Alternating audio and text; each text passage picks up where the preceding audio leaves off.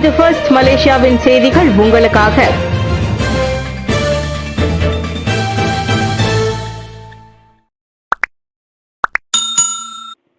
மலேசியாவில் 36 வங்காளதேச தீவிரவாதிகள் சுஷ்மாவின் கீழ் கைது. IS தீவிரவாத சித்தாந்தத்தை கொண்ட வங்காளதேச பிரஜைகள் சிலர் தீவிரவாத இயக்கத்தில் ஈடுபட்ட சந்தேகத்தின் பேரில் 2012ஆம் ஆண்டின் சுஷ்மா சட்டத்தின் கீழ் கைது செய்யப்பட்டுள்ளனர். போலீசார் மேற்கொண்ட விசாரணையை தொடர்ந்து இந்த நடவடிக்கை எடுக்கப்பட்டதாக தேசிய போலீஸ் படை தலைவரான டாக்டர் ஸ்ரீ முகமது காலிட் தெரிவித்தார். சிலர் சுஷ்மா சட்டத்தின் கீழ் தடுத்து வைக்கப்பட்டுள்ளனர். எஞ்சியோர் நாட்டிலிருந்து வெளியேற்றப்பட்டனர். இன்னும் சிலர் விசாரணைக்காக தடுத்து வைக்கப்பட்டுள்ளதாக புகிட் அமானில் குற்றப்புலனாய்வு துறையில் நடைபெற்ற நிகழ்வில் கலந்து கொண்ட போது முகமது காலிட் செய்தியாளர்களிடம் தெரிவித்தார்.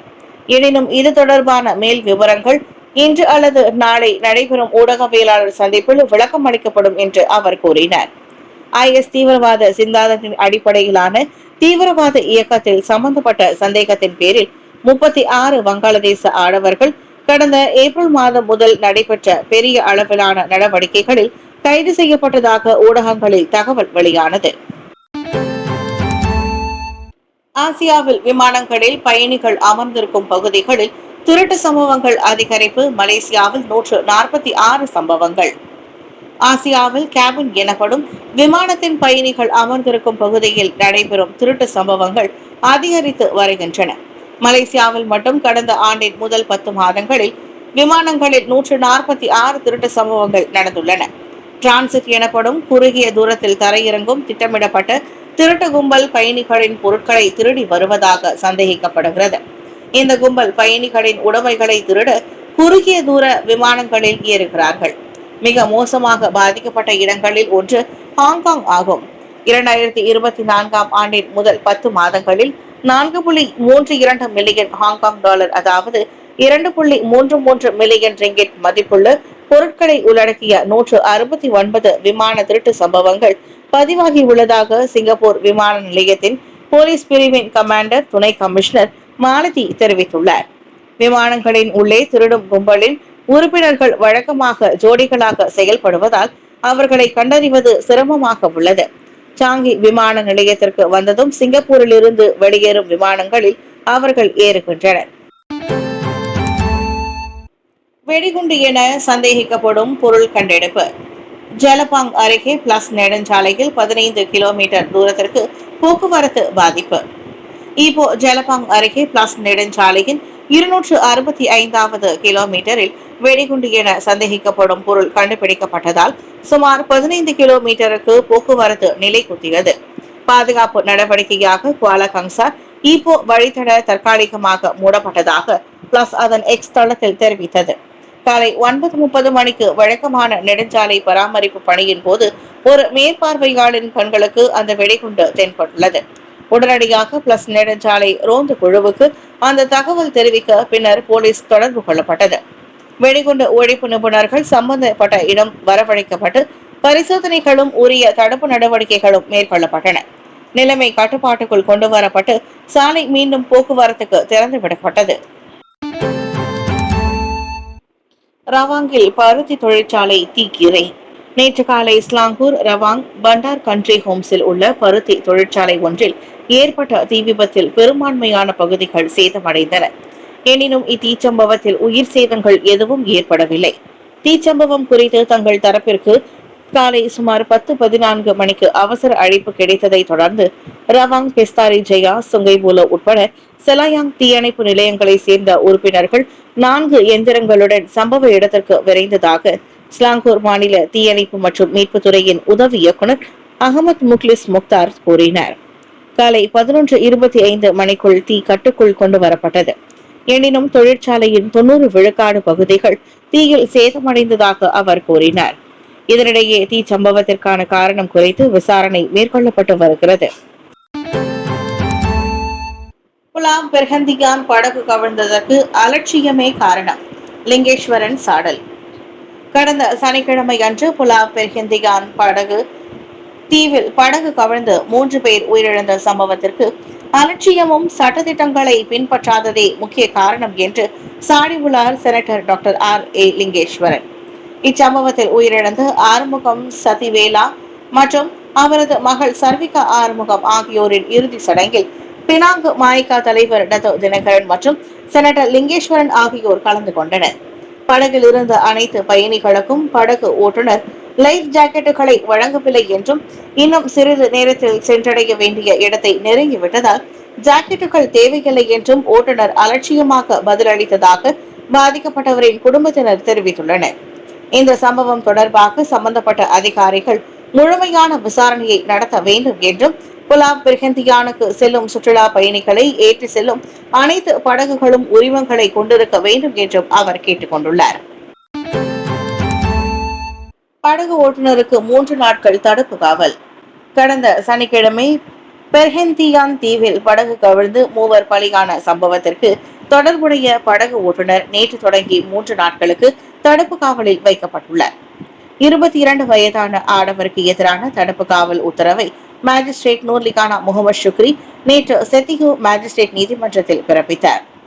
அந்த ஆடவர் போதைப் பொருள் உட்கொண்டிருப்பது உறுதி செய்யப்பட்டதை தொடர்ந்து 1952ஆம் ஆண்டு அபாயகர போதைப் பொருள் சட்டம் செக்ஷன் 15 உட்பிரிவு 1A-வின் கீழ் விசாரணை மேற்கொள்ள அத்தடுப்பு காவல் மேற்கொள்ளப்பட்டது. சனிக்கிழமை இரவு 10:30 மணிக்கு நிகழ்ந்த அச்சம்பவத்தில் 40 வயதான எஸ் ஆறுமுகம், 3 வயதான சர்விகா மற்றும் 10 வயதான வெண்பணி ஆகியோர் பலியாகினர். மேலும் பலத்த காயங்களுக்கு ஆளாகி இருக்கும் இருவரில் ஒருவரின் நிலை கவலைக்கிடமாக இருக்கும் நிலையில் 10 பேர் உயிர் தப்பினர். விபத்துக்குள்ளான அப்படகில் பயணித்த 3 முதல் 40 வயதிற்குட்பட்ட உறவினர்கள் தங்களின் இரவு உணவை முடித்துவிட்டு பெர்ஹெந்தியான் கென்சில் இருந்து பெர்ஹெந்தியான் பெசார் தீவை நோக்கி சென்று கொண்டிருந்த போது கடலில் ஏற்பட்ட பெரிய அலையின் காரணமாக படகு கவிழ்ந்தது. இதனிடையே சம்பந்தப்பட்ட படகு ஓட்டுநர் போதைப் பொருள் உட்கொண்டிருப்பது உறுதி செய்யப்பட்டதோடு போதைப் பொருள் தொடர்பான 5 குற்றப்பதிவுகளையும் அவர் கொண்டிருப்பது தெரிய வந்ததாக பெசூட் மாவட்ட போலீஸ் தலைவர் சூப்பரிண்டென்டென்ட் அசாமுதீன் அகமது என்கிற அபு கூறியிருந்தார். சபா கனிம சுரங்க உரிம ஊழல் 2 சட்டமன்ற உறுப்பினர்கள் உட்பட 3 மீது குற்றச்சாட்டுகள். 2023ஆம் ஆண்டில் சபா மாநிலத்தில் கனிம சுரங்க உரிமங்கள் தொடர்பிலான ஊழலில் சம்பந்தப்பட்டுள்ளதாக அம்மாநிலத்தை சேர்ந்த 2 சட்டமன்ற உறுப்பினர்களும் ஒரு தொழிலதிபரும் நேற்று கோத்தகினபாலு செஷன்ஸ் நீதிமன்றத்தில் குற்றம் சாட்டப்பட்டனர். நீதிபதி ஜேசன் ஜூகா முன்னிலையில் அக்குற்றச்சாட்டுகள் தனித்தனியே வாசிக்கப்பட்ட போது சிண்டுமின் சட்டமன்ற உறுப்பினர் டத்தோ டாக்டர் யூசுப் என்கிற ஜோஸ்ரீ யாக்கோப், தஞ்சோங் பத்து சட்டமன்ற உறுப்பினர் டத்தோ NT முகமது சுரியாண்டி பெண்டி மற்றும் தொழிலதிபர் டத்தோ தெய்சியான் சேயிங் ஆகியோர் அதனை மறுத்து விசாரணை கோரினர். 2023ஆம் ஆண்டு மார்ச் 6ஆம் தேதி சபாவில் கனிமங்களை ஆராய்வதற்கு கனிம ஆய்வு உரிம விண்ணப்பத்தை நிர்வகிக்க உதவும் வகையில் தேயிடம் இருந்து 2 லஞ்சம் ரிங்கிட்டை கையூட்டாக பெற்றதாக டாக்டர் யூசுப் மீது குற்றம் சுமத்தப்பட்டது.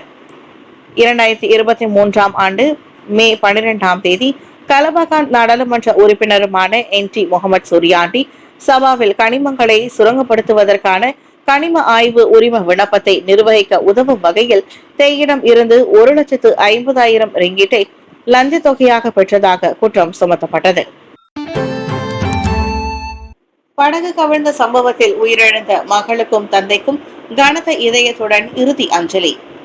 கடந்த சனிக்கிழமை இரவு பெசூட் பெர்ஹெந்தியான் தீவில் நிகழ்ந்த படகு விபத்து சம்பவத்தில் பலியான 40 வயதுடைய எஸ் ஆறுமுகம் மற்றும் அவரது 3 வயது மகளான சர்விகா ஆகியோருக்கு நேற்று பட்டவத் தாமன்பாயு அமான் எனும் முகவரியில் உள்ள அவரது வீட்டில் இறுதி சடங்கு நடைபெற்றது. கணவன், பிள்ளை என ஒரே குடும்பத்தில் 2 உயிர்களை இழந்து தவிக்கும் 39 வயதுடைய சங்கீதாவிற்கு வந்திருந்தவர்கள் கனத்த இதயத்துடன் ஆறுதலையும் இரங்கலையும் தெரிவித்தனர். பிற்பகல் மணி 2:30க்கும் மேல் பட்டவத் ஜாலான் சீராமில் உள்ள மின் சுடலையில் அவர்களது உடல்கள் தகனம் செய்யப்பட்டன. பினாங்கு பட்டவத்தை சேர்ந்த ஆறுமுகம் சங்கீதா குடும்பத்தினர் தெலங்கானாவில் உள்ள தீவில் விடுமுறையை கழிப்பதற்காக சென்றிருந்த போது எதிர்பாராமல் இத்துயரம் நேர்ந்தது. அன்றைய தினம் இரவு 10:30 மணியளவில் நிகழ்ந்த அச்சம்பவத்தில் ஆறுமுகத்தின் உறவுக்கார பிள்ளையான 10 வயதுடைய வெண்பணி என்ற தமிழ் பள்ளி மாணவியும் உயிரிழந்தார். ஜூலை 8 நள்ளிரவுக்குள் சம்மன்களை செலுத்துவீர். கனரக வாகன ஓட்டுநர்களுக்கு ஜேபிஜே நினைவுறுத்து வரும் ஜூலை 8ஆம் தேதிக்குள் நிலுவையில் உள்ள சம்மன்களை செலுத்த தவறும் விரைவு பேருந்துகள், சரக்கு வாகனங்கள் மீது அமலாக்க நடவடிக்கை எடுக்க சாலை போக்குவரத்து துறை ஜேபிஜே தயாராக உள்ளது. கடந்த வெள்ளிக்கிழமை போக்குவரத்து அமைச்சர் அந்தோனி லோக் அறிவித்ததை தொடர்ந்து கனரக வாகனங்களின் ஓட்டுநர்கள் தங்கள் நிலுவைத் தொகையை செலுத்த வேண்டிய 14 நாட்கள் அவகாசம் வழங்கப்பட்டுள்ளதாக ஜேபிஜே இயக்குநர் general Dato eighty Fadli Ramli தெரிவித்தார். செலுத்தப்படாத சம்மன்கள் உள்ளவர்கள் கருப்பு பட்டியலில் சேர்க்கப்பட்டு காலக்கெடு முடிந்ததும் சாலைகளில் வாகனம் ஓட்ட தடை விதிக்கப்படும் என்றும் கூறப்பட்டது. இறுதி நாளில் சரியாக நள்ளிரவு 12 மணிக்கு நிலுவையில் உள்ள சம்மன்களை செலுத்த தவறும் வாகனங்கள் மீது நடவடிக்கை எடுக்க ஜேபிஜே தரப்பினர் களம் இறங்குவர் என்று நடைபெற்ற செய்தியாளர் சந்திப்பு கூட்டத்தில் அவர் குறிப்பிட்டார். எஸ்எஸ்டி குறித்த கருத்துக்களை அரசாங்கம் வரவேற்கின்றது. எஸ்எஸ்டி எனப்படும் விற்பனை மற்றும் சேவை வரி வரம்பை விரிவுபடுத்துவது தொடர்பிலான எந்தவொரு கருத்தையும் அரசாங்கம் வரவேற்கின்றது. பெரும்பான்மையான மக்களுக்கு சுமையை ஏற்படுத்தாத வகையில் எஸ்எஸ்டியை விரிவுபடுத்தும் முடிவு எடுக்கப்பட்டிருப்பதால் தெரிவிக்கப்படும் கருத்துகள் குற்றச்சாட்டுகளின்றி உண்மையின் அடிப்படையில் இருக்க வேண்டும் என்று பிரதமர் டாக்டர் ஸ்ரீ அன்வர் இப்ராஹிம் வலியுறுத்தினார். உதாரணமாக, இந்த விவகாரம் பரவுகின்றது ஏனெனில் இருக்குகின்ற சுதந்திரம் அவதூறுகளை ஏற்படுத்துவதாக மாறிவிட்டது. எனவே நமது சகோதர சகோதரிகள் அல்லது பிள்ளைகளை நம்புகிறேன். தயவு செய்து எனக்கு உண்மையை கூறுங்கள். மக்களை விமர்சிப்பதில் எனக்கு எந்தவித பிரச்சனையும் இல்லை. முடிந்தால் வரிகளே இருக்கக்கூடாது, அது சிறப்பாக இருக்கும். வரிகள் இல்லாத பள்ளிக்கூடங்கள் இல்லாத ஒரு நாட்டை கற்பனை செய்து பாருங்கள் என்றார் அவர். மின்சார கட்டணம் தொடர்பாக மாணவர்கள் உட்பட சில தரப்பினர்களின் புகார்களுக்கு பதிலளித்த டாக்டர் ஸ்ரீ அன்வார், பொது பல்கலைக்கழகங்களுக்கு உண்மையில் விலக்கு அளிக்கப்பட்டுள்ளது என்றும் நியாயமற்ற கட்டணங்களை வசூலிக்கும் எந்தவொரு நிறுவனத்தின் நடவடிக்கையும் சரி செய்யப்பட வேண்டும் என்றும் கூறினார். சம்மன்களை உடனடியாக செலுத்துங்கள் அல்லது சட்ட நடவடிக்கையை எதிர்கொள்ளுங்கள். ஜேபிஜே எச்சரிக்கை. 14 நாட்கள் காலக்கெடுவிற்குள் கட்டப்படாமல் இருக்கும் சம்மன்களை செலுத்த தவறினால் விரைவு பேருந்துகள் மற்றும் வணிக பொருட்களை ஏந்தி செல்லும் வாகனங்களின் உரிமையாளர்கள் மீது சட்ட நடவடிக்கை எடுக்கப்படும் என்று சாலை போக்குவரத்து துறை கடுமையாக எச்சரித்துள்ளது. ஜூலை 8ஆம் தேதி காலக்கெடு முடிவடைந்த பிறகும் சம்மன்களை செலுத்தாத நபர்கள் மீது அமலாக்க நடவடிக்கை எடுக்கப்படும் என்றும், வாகனங்கள் கருப்பு பட்டியலில் சேர்க்கப்பட்டு சாலைகளில் பயணம் செய்வதற்கு தடை விதிக்கப்படும் என்றும் சாலை போக்குவரத்து துறை இயக்குநர் general Dato eighty Fadli Ramli கூறியுள்ளார். ஜேபிஜேவின் தற்போதைய புள்ளி விவரத்தின்படி பேருந்து மற்றும் வாகன நிறுவன உரிமையாளர்கள் சம்மன்களை தொடர்ந்து செலுத்தி வருகின்றனர் என்று போக்குவரத்து அமைச்சர் அந்தோனி லோக் குறிப்பிட்டிருந்தார். இந்நிலையில் வழங்கப்பட்ட சம்மன்களை எண்ணிக்கை தங்கள் பதிவுகளுடன் பொருந்தவில்லை என்றும் கருதும் பொதுமக்கள் உடனடியாக அருகாமையில் உள்ள ஜேபிஜே அலுவலகங்களை அணுகலாம் என்றும் அறிவிக்கப்பட்டுள்ளது.